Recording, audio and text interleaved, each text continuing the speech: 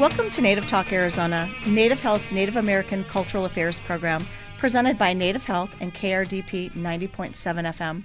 I'm Susan Levy.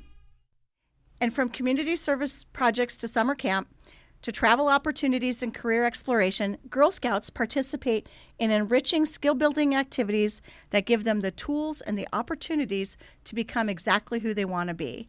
And on the phone with us today is Shannon Hadley. She is the Community Support Executive for the Tribal Affairs Team at the Girl Scouts Arizona Cactus Pine Council.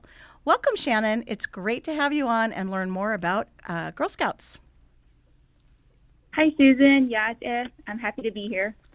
So before we get started, tell us a little bit about yourself, your journey, and I know you are incredibly passionate about Girl Scouts and how you got interested in that. Well, my journey started when I was a Brownie back in Chinle, Arizona. I was attending the Chinle Primary School. That trip was being run by two teachers, Miss Henderson and Miss Adams. So I was a Brownie 1 year, and moving here into Phoenix years later with my youngest attending the Kyrene School District in Tempe. She joined Girl Scouts. She's been a Girl Scout since kindergarten. She is now a sophomore in high school. A year after being in that troop, I became a troop leader, and I've been a troop leader since then. From there, I joined the Tribal Affairs Team under the Cactus Pine Council here in Phoenix. So that is how I became part of the Girl Scout team here. So tell me, okay, so let's back up a little bit. Tell me about, so Girl Scouts, Cactus Pine is for Arizona, or is that like Maricopa County or Phoenix? Cactus Pine Council, so there's two councils here in the state of Arizona. Cactus Pine Council covers the jurisdiction, everything north of Casa Grande. So we cover a very large portion of the state. We do have our Southern Council in Tucson, and they cover the lower half of the state.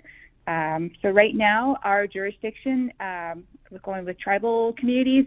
We work with the 19 tribes in our area. Okay. And what's the name of the Tucson area? If it's not Cactus Pine, what is it called? The Southern Tucson Council. Oh, Southern Tucson Council. Okay. All right. So is Girl Scouts open to anybody, or is it for girls? It's open for girls, kindergarten through 12th grade. Okay. And what kind of programming is available? And is it still like the old traditional, like way back when I was in it? Is it like you start in Brownies and then you go up from there? Or I'm sure it's changed over the years. What does Girl Scouts look like now? Yes, it is broken down by grade levels. So we have a Daisy level, which would be kindergarten through first grade. Brownie level would be second through third. Junior level is fourth through fifth. Sixth through eighth grade would be cadets. Our senior level would be ninth grade through 10th grade. And our ambassador levels would be 11th grade through 12th grade.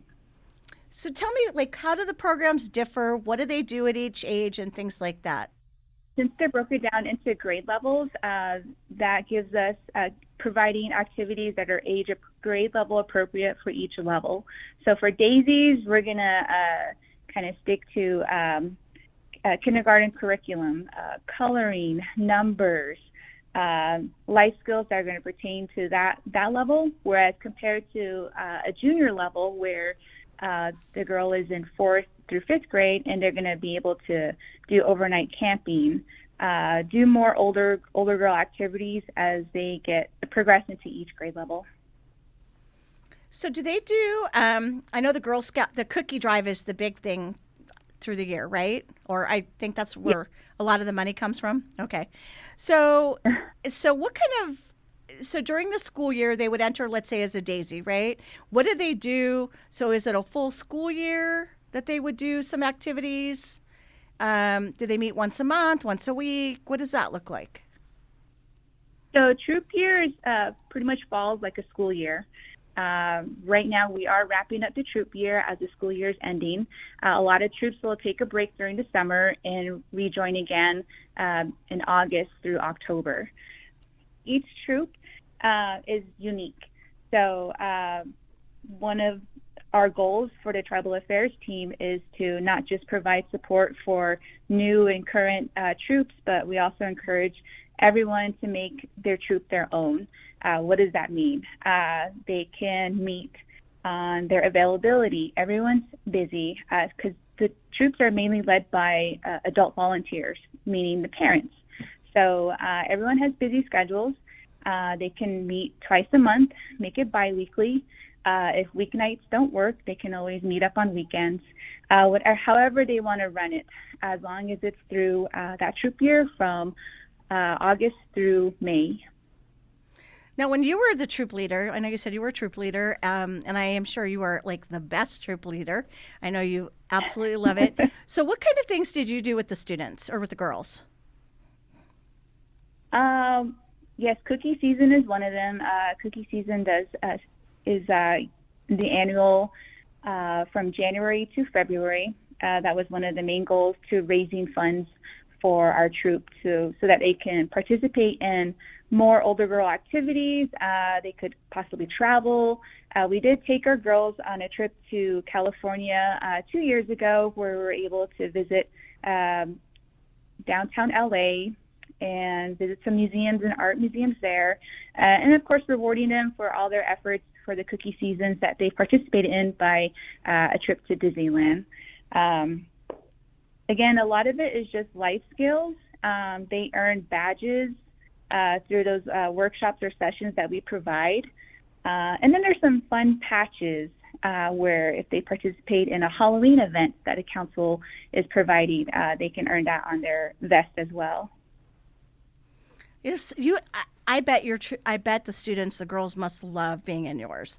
I know you do such really fun things. What kind of summer programming is available? Do they have summer camps, or like after school programs or day programs?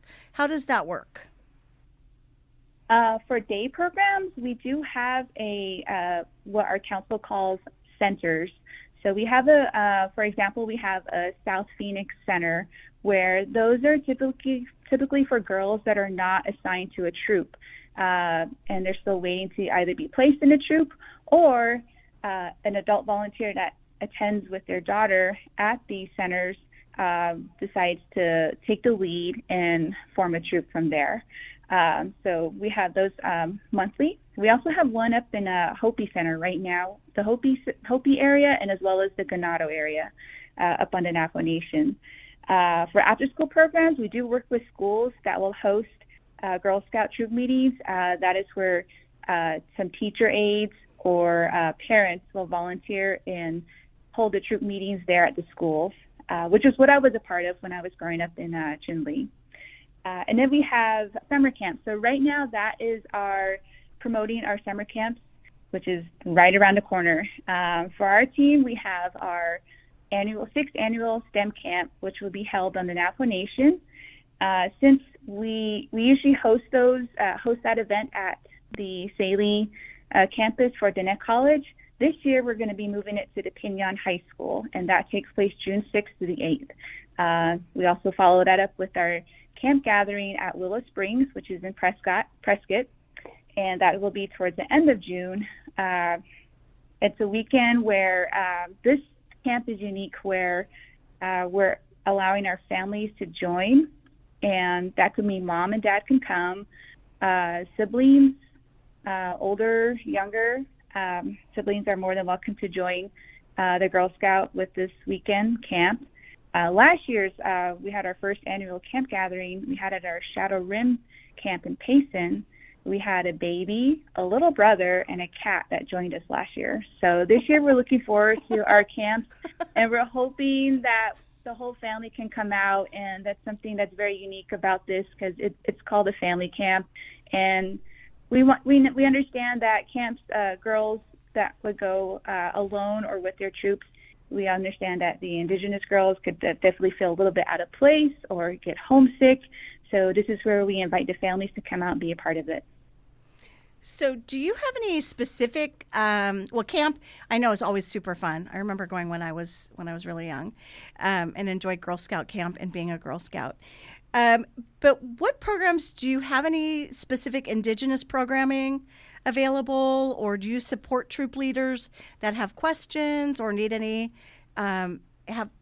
anything? Yeah, and that's pretty much why we have the Tribal Affairs team. Is we're primarily supporting our current adult volunteers into tribal communities, and we're also supporting new troops that would like to add and form troops in their community. We understand that some tribal communities have had Girl Scouts in the past. Due to COVID, a lot of them were disbanded, and now we're just reintroducing Girl Scouts back into those communities, working with a new set of adult volunteers. I have one success story coming out from Fort McDowell, Yavapai Nation, first ever troop there. And this is their first troop year that they're going to succeed at the end of this month. So they are pretty excited. They have a troop of 12 girls, 3 troop leaders. And they've never had Girl Scouts in that community. And I'm so proud of them, Angie and Sherry and Terrence. Kudos to them for continuing. And we will see them at our camps this summer. So that's part of the job here is we want to make sure that we're always a presence in their communities and reminding everyone that we're there for support. What an awesome job. And I know you're so passionate about it. So are there fees for this? And if there are fees, are there scholarships available for any of it, any or all of it, including uniforms and things like that? Absolutely. Financial aid is available. Our team also provides what we call starter kits, and that's the uniform, including the insignia that comes with it, which is like the pins, the badges that pretty much say Cactus Pine Council. All of that is supported through our team. We want to make sure everyone gets off to a nice start and not have to worry about fees. And so I want to back up and ask you a question. Do you find that Girl Scouts provides a really strong foundation for girls and young women to succeed in their lives with mentorships or positive role models? I mean, I assume that's the basis of Girl Scouts. Is that correct? Yeah, the Girl Scout mission is to, and I'm going to say it word for word, is building courage, confidence, and character. So, in other words, trying to make the world a better place. And with our team, we're always just looking for women to mentor or lead our Indigenous communities, our Indigenous girls. Of course, incorporating their culture behind it, whether it's the Neh, Hopi, Salt River, Gila River, we're here to support it. And now you've got Fort McDowell. Absolutely, yes, and we're encouraging it. On top of that, we were blessed to have a former troop out in Rock Point, Arizona, who had a group of parents from that troop translate the Girl Scout Promise and Law in Navajo. So they gifted that to our council here with Cactus Pine, and now we utilize that at each troop meeting that we have at the start of each meeting that we have here with the council and with our individual Navajo troops. So Shannon, how can our listeners find more information about the Girl Scouts, and how can they contact you? So if you've got your website or any information, it would be very helpful. Yes, we are a team of 4 with our Tribal Affairs team. So I take care of the tribal community surrounding the Phoenix metro area, and I can be reached at shadley@girlscoutsaz.org. My phone number is 480-828-2737.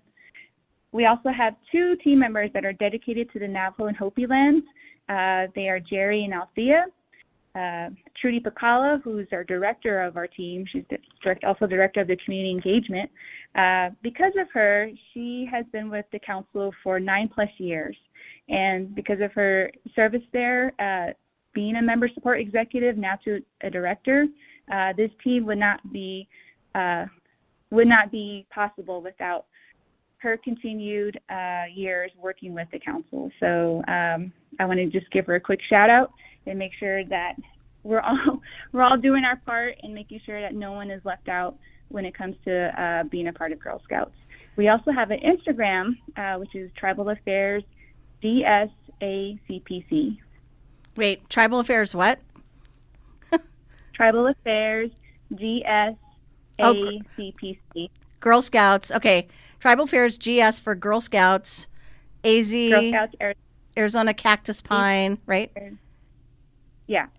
Girl Scouts, Arizona Cactus Pine Council, so GSACPC. Okay, awesome. All right, Shannon, thank you so much. I encourage families to check out Girl Scouts and learn more about how it can help your children. Thank you, Susan, so much for having me. I look forward to working with our communities. Coming up next on Native Talk Arizona, we'll talk with Carl Duncan, president of Elevated Sky. Support for KRDP 90.7 FM comes in part from Native Health, with 2 locations in Phoenix, 4041 North Central Avenue, Building C, near the corner of Central Avenue and Indian School Road, and at 8800 North 22nd Avenue. Native Health is also located in Mesa at 777 West Southern Avenue, near the corner of Southern Avenue and Extension Road. Native Health provides primary medical, dental, behavioral health, WIC, and wellness services for the urban Native American community. For more information, call 602-279-5262 or visit our webpage at nativehealthphoenix.org. Native Talk Arizona returns after this song. You are listening to Water is Life by Lila June featuring Oliver Njadi.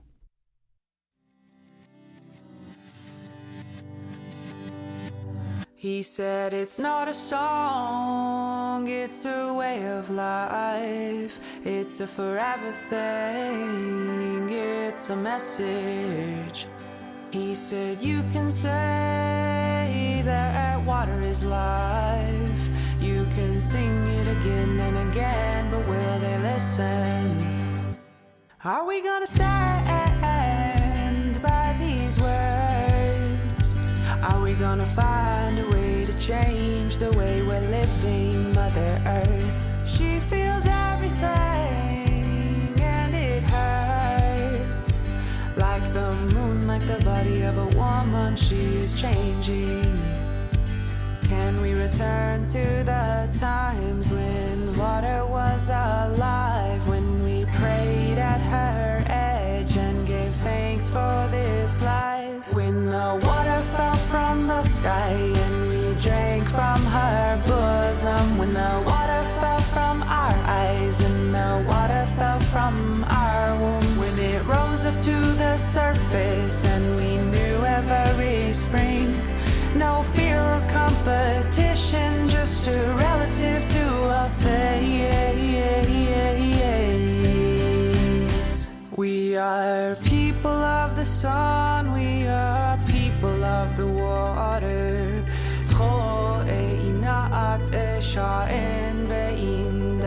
We will celebrate our sons, we will celebrate our daughters. Give them ceremony so when the drought comes they'll be ready. Will the next war be for water? All our solutions are part of the problem, can't win war with war. There is more than one creation story. Worlds have died and worlds have been reborn before. When you touch the water, you touch the world. From Taos Peaks to Gulf Streams, the memories they hold. We sell her by the acre foot and treat her as our captive. The rivers are undrinkable while the aquifers extracted. Our food will need water to grow, but do you have to take it all? We try to hold her and control her as we watch our empire fall. He said it's not a song, it's a way of life. It's a forever thing, it's a message. He said you can say that water is life. You can sing it again and again, but can you live it? Watching, hoping, praying that this time it becomes fallen. Welcome back to Native Talk Arizona, Native Health's Native American Cultural Affairs program presented by Native Health and KRDP 90.7 FM. I'm Susan Levy. With us today is Carl Duncan, and he's the president of Elevated Sky LLC, and he tutors community college students in math courses and also gives culturally relevant math workshops to youth. Additionally, he's been hired on as an adjunct professor at TOCC to teach math, which is where I met you. So, Carl, welcome to Native Talk Arizona. It's a pleasure to have you here. Skukserdik. Thank you. Sapo. So before we get started, tell us a little bit about yourself and your journey. Skukserdik, everyone. Aniam Gukic, Carl Duncan. Good morning, everyone. My name is Carl Duncan. I am a enrolled member of the Ute Indian tribe and a descendant of the Thanaotham tribe down in southern Arizona, but mainly grew up in southern Arizona on the Thanaotham reservation. Moved to Tucson when I was relatively young, around primary school, and grew up there for the rest of my time. Played sports, did a lot of youth activities, and went to school in Arizona State University, where I got my bachelor's degree in secondary education mathematics. Went on to teach public school for about 2 years, and then went on to earn my graduate degree at Arizona State University in educational leadership. That's short background. Wow. For you. Okay, wait, but you grew up in Tucson, but you went to ASU, not U of A. Yeah, there's a lot of dispute in my family on which school to actually root for when it comes to football and basketball. But I think now I went to both ASU and U of A, so I'm a bear down person for life. What? Okay. And your house divided, it sounds like, also. Of course. Okay. All right. Okay, well, let's say go Sun Devils. So how'd you get interested in math? Growing up, math was always relatively easy to me. And that's not to say that I'm a genius or, I'm creating new theories, but it was something that I enjoyed. And I think one of the bigger things that helped me be more interested in it and find interest in it and find kind of creativity in it was the teachers that I had. The teachers that I had from middle school all the way up through high school were always engaging, we're always coming up with new projects, and we're always kind of relating math to the real world that I really enjoyed. Being a teenager, my mind's open, I'm open to the world and new experiences. It was always something that I enjoyed, and I easily got the concepts, and so at an early age, I think it was the direction that I wanted to go. Pretty awesome. You found your calling early on. Yeah. So for people, I believe, are they still required to take math classes? Yes, of course. And No, a lot of them struggle with it. Right. But I mean, for like your bachelor's in math, you have to take some math. Yes, of course. Okay. So in, lower level college, they have to take their general ed studies in terms of, general math, college algebra, and a lot of what's the word I'm looking for? A lot of majors actually require that you pass at least a college algebra level class. If not, if you're going into engineering or if you're going into some kind of STEM field, of course, you kind of move on to more analytical geometry, abstract algebra, and those other concepts. Okay, that's probably why I ended up with a sociology degree in geriatrics. Because I was looking for those majors that didn't require a lot of math, like your lower level math. Yeah. All right. So at what point do you think math education, and I'm kind of going off topic a little bit, so do you think it's like super important to get like toddlers interested in math, kindergartners, like start to engage them in math and do fun things with them to get them interested? Or do you think that people have a natural affinity, like some people are just really good at it and pick it up? Yes. Okay. And I say that not to say there are people that are just naturally can understand math, like naturally some people can just pick up new languages. Yeah, I'm not one of those either. The way that I always relate it back to it is math is essentially a different language that you're learning. It has rules, has prepositions.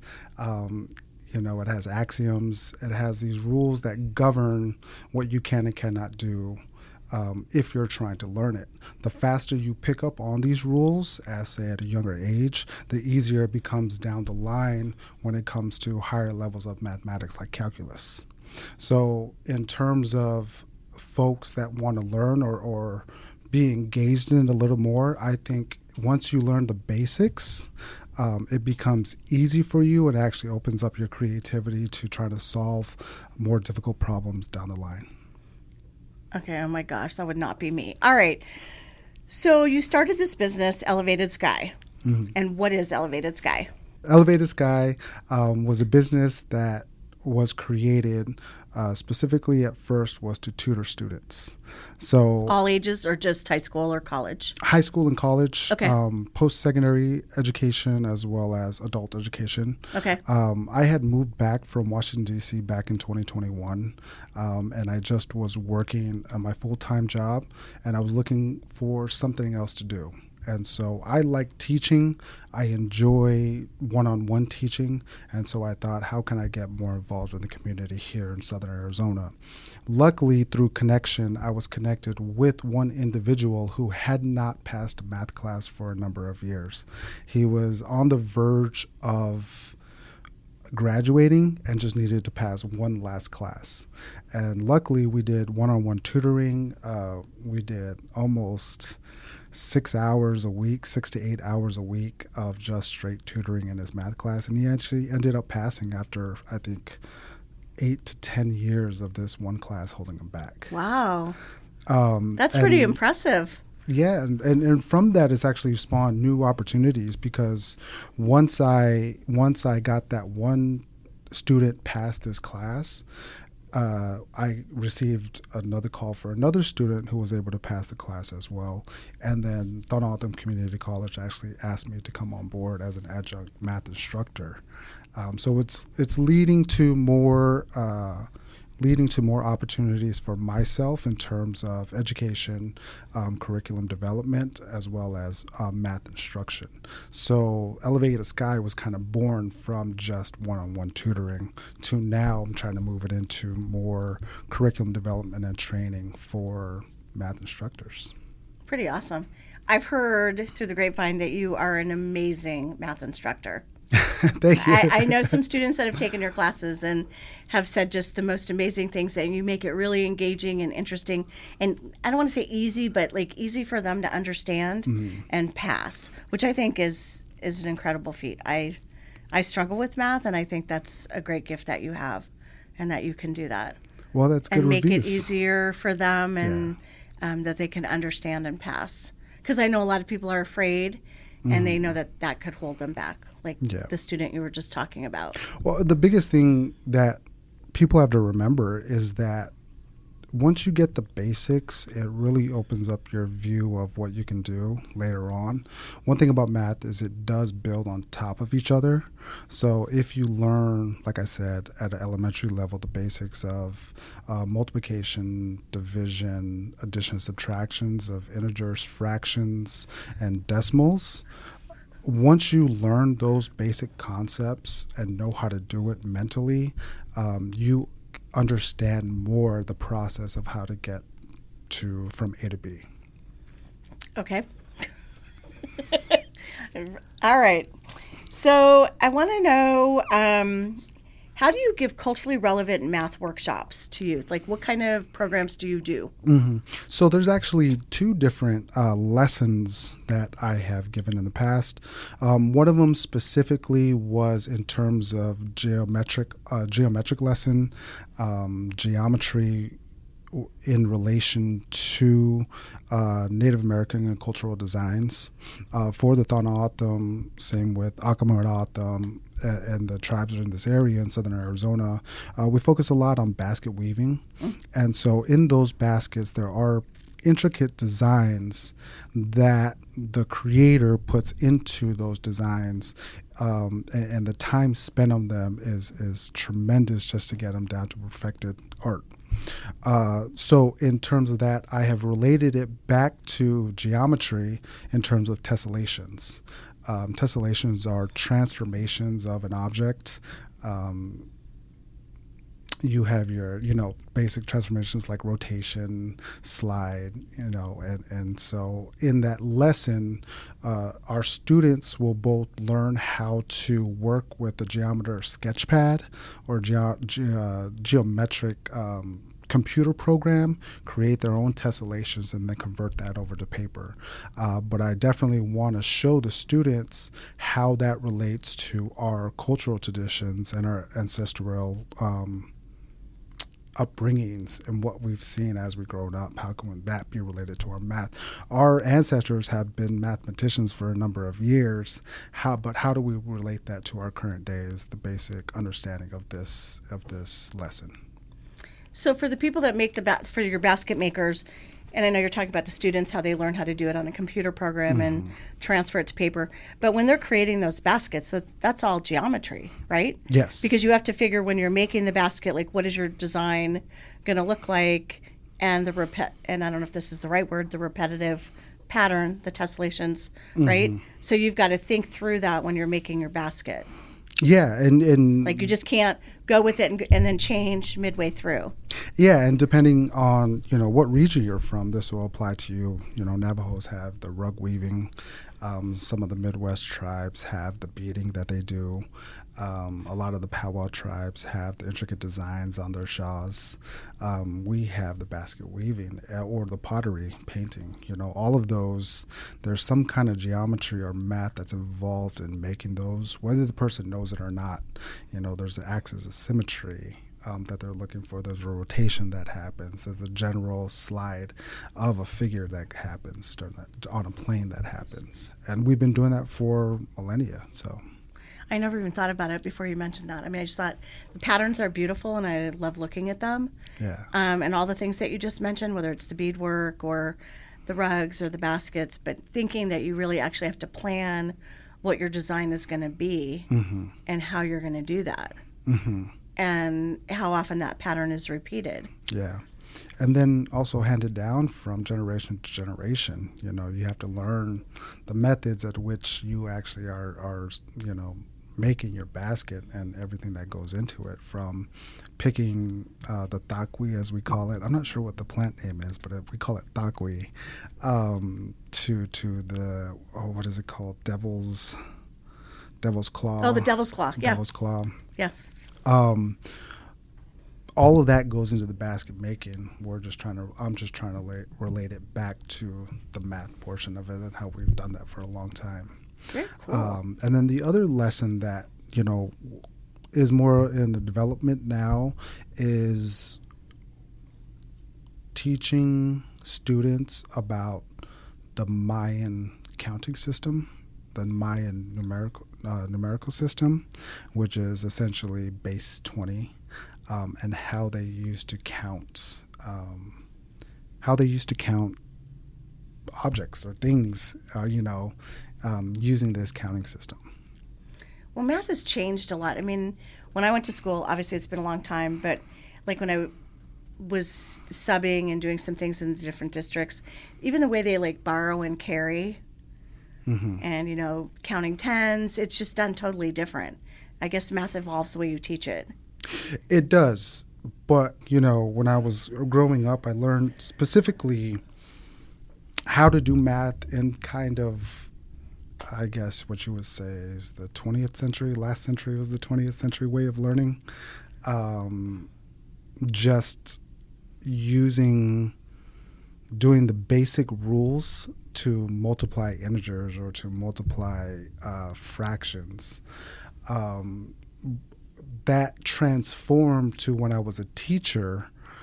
And when I was a teacher, they were trying to implement, and I had first started teaching in 2011.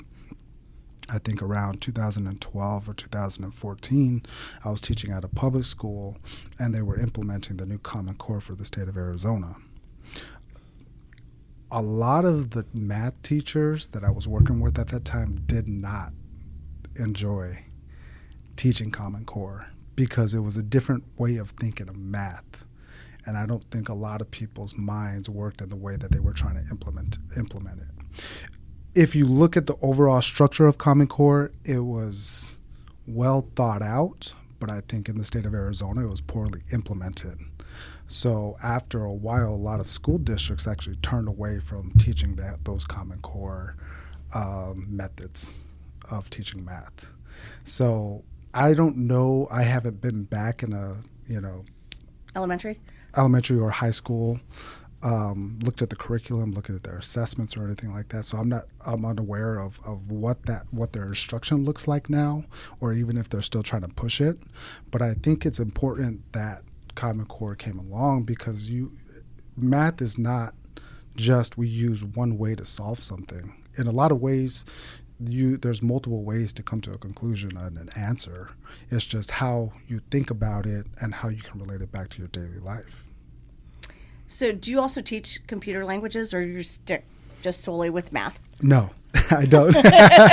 I've taken one computer programming class back in college, and I think I barely passed it. But I think you'd be really good at all of that. yeah, and the one thing that we try to learn, or I try to learn or better myself at, is actually learning the computer program Python. I think that one is probably the easiest, user-friendly, from what I've heard, user-friendly program where you can start computer programming. And they have basic books that I definitely want to draw from. I just have to find the time. Okay. All right. So you mentioned the person that you got to pass the math class after 8 to 10 years, when he or she was doing that. And through your service and your tutoring, you got to help them pass or teach them how to pass. What is that, your very favorite success story? That one is, actually, because the individual was actually older than I was, and it was like helping out an elder. It was like giving back to the generation that came before us, to ensure that they're able to move forward in their lives and continue with their education at an older age. And I thought it was really important that even folks that want to go back to school have the resources and need and help there, that they don't feel lost in their journey towards their diploma or their goals or their degree. Well, I think you get stuck, and I think you get scared. I mean, I know I did. I got scared. Like, when I would hear I'd have to take these math classes at ASU, I was like, oh my gosh. And, I needed tutoring and just could not get it. And really had to kind of change my trajectory because of my math fears. Yeah, So, and I think that's comes down to work ethic, though. It's like, you want to be good at something or you want to pass something, you have to make the move towards wanting that, and you have to be invested in your own future. So you have to take risks in terms of just reaching out to people. right. And I mean, my answer was I needed a tutor. seeking out that help. Did not understand like at all. But fortunately, I passed and graduated and got my degree, so that was good. But I have a question. So what do you teach at TOCC? I teach Math 151, which is college algebra. Okay. And how many math classes does TOCC have? I'm an adjunct instructor, but I believe they go from basic college math, which is math Like, is that 110? 0, 8, 9, Okay. all the way up to Calculus 1. When I first got back to Arizona, I actually took a Calculus 1 class for fun. Yeah. For fun, yeah. That would be my response. Yeah, that would be just what I'd want to do. I was trying to re-up on my skills, and I was trying to remember a lot of the things that I have forgotten over the years. And so I was like, I'm going to apply for this, and I'm just going to take this Calc 1 class. It was pretty fun to me. All right. I like going to ceramics and going for my walks and gardening, but that's all right. So if some of our listeners are like putting off going to college or post-bac or whatever it might be, and they're afraid of math, what ideas or suggestions, how do they reach out to you? Like, is that the kind of tutoring that you would do for people in high school, college, post-grad, like that they needed a course or help? What would you suggest? I would say don't be afraid to ask for help. I think that's what a lot of students struggle with, is reaching out to the appropriate person, whether it be at college, family member, friends, or just seeking someone online to say, I need tutoring help. I think they just look at it and they're kind of frozen in their boots in terms of moving forward or actually taking a risk in this class and failing. All of the math classes that I've taken from high school through college, I never passed all of them. I remember specifically dropping out of a Calc 1 class my junior year in high school, and I remember failing, I think it was called Theory and Numbers, in college. And I remember received a grade back from one of these from one of these professors, and I looked at it and I was like, this is terrible. I don't know nothing. And I think taking that risk and allowing yourself to learn these concepts over time, a lot of times they want you to learn it in a semester, but sometimes it's going to take you longer to learn in a semester. And for me now, the reason I know this stuff is because I failed a lot of times in math courses. I just didn't understand it. But as I grew older, my curiosity grew more in how does this apply to our lives? And so for students that are attempting to go to math or are afraid of a math class, again, it goes back to learning those basics. If you learn those basics, that will allow you to move forward in some of these tougher concepts that you have to cover in college algebra. So how do you change somebody's mindset from like, I can't do this to I can? Any suggestions or tips? That has to be within the person. Okay. It has to be with that own person. You wouldn't sit down with somebody and just like be able to motivate them like, you can do this.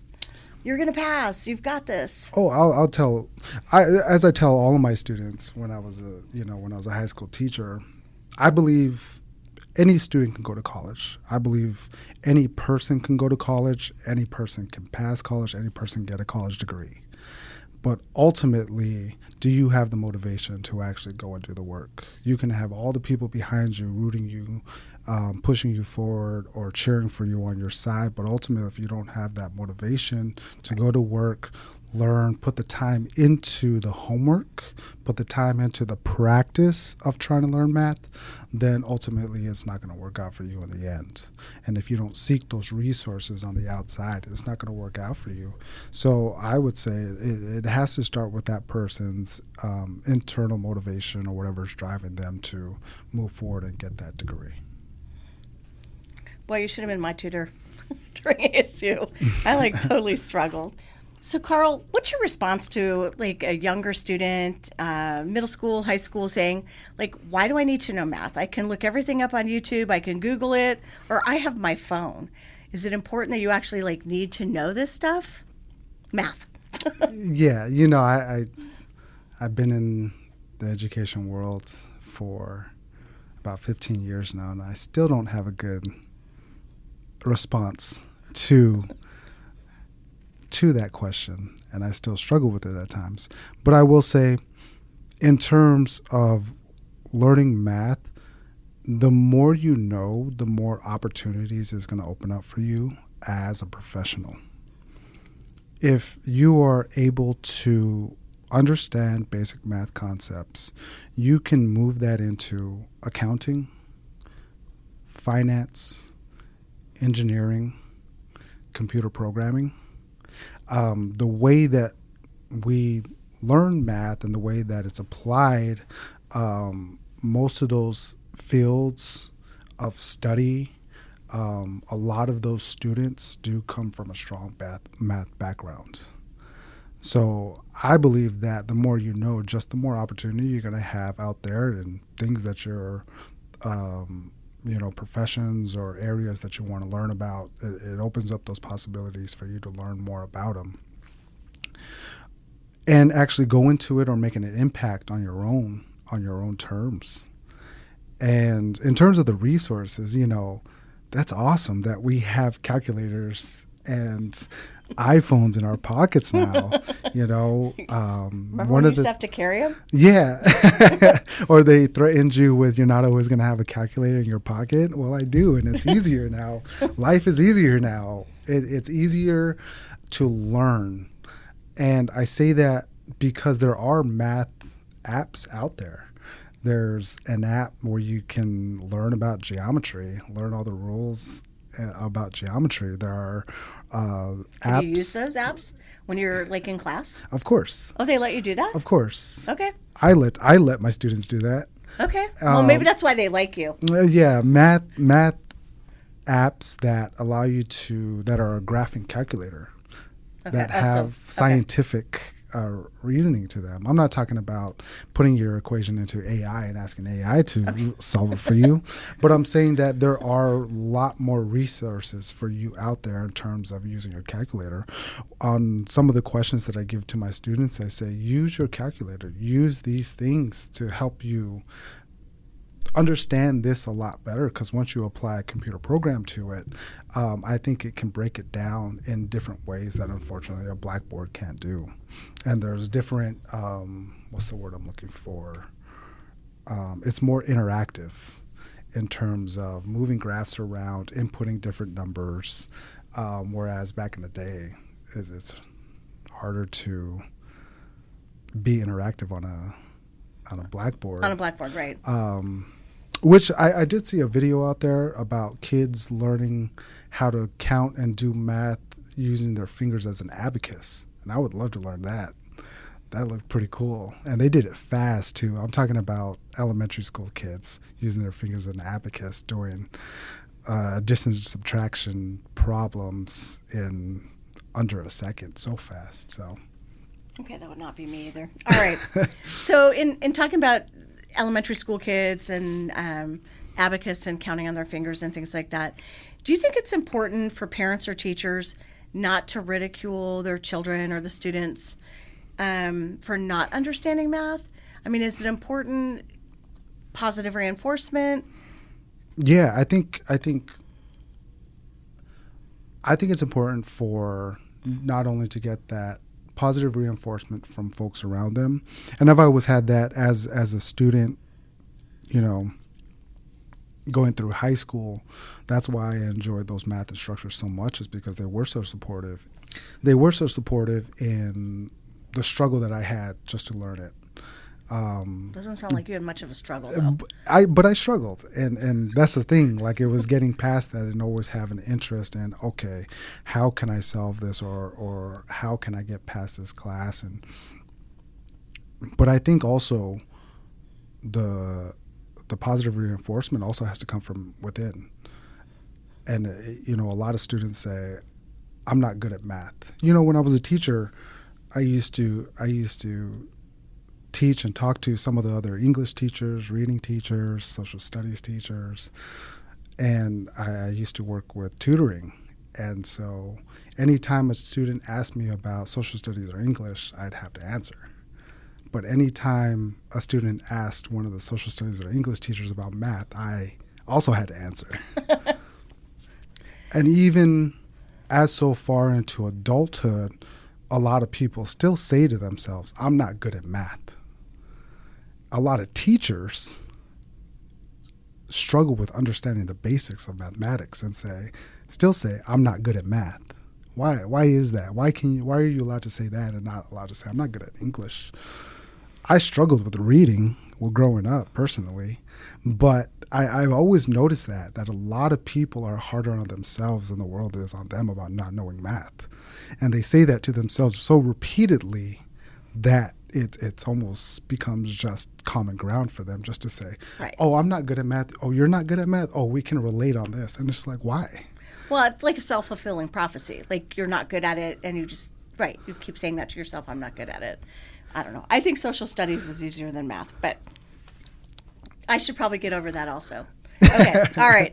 So I know I'm pretty much out of time, but I wanted to find out, how can listeners find more information about Elevated Sky LLC, and are you going to continue to teach math classes at TOCC? I am teaching a math class over at Don Altham Community College math, 142, which is just college algebra. Okay. And are you still doing tutoring on the side through Elevated Sky? Yeah, if you'd like to reach out, please reach out to cduncan at elevated-sky.com. So it's elevated-sky. .com. Yes. Okay. And then they can just contact you about tutoring on the side, and you're usually available like during the week. And is this in person or? It can be both. I've set it up to where I can actually meet folks on Zoom and or in person. And that also depends on the person, right? How they respond to tutoring? Yes. Okay. Yes, very much. Okay. All right, cool. Carl, thank you so much. I hope I'm going to change my mindset on math and be more positive, but it's always a pleasure to talk to somebody who really enjoys math. All right. Thank you very much. You. I appreciate it.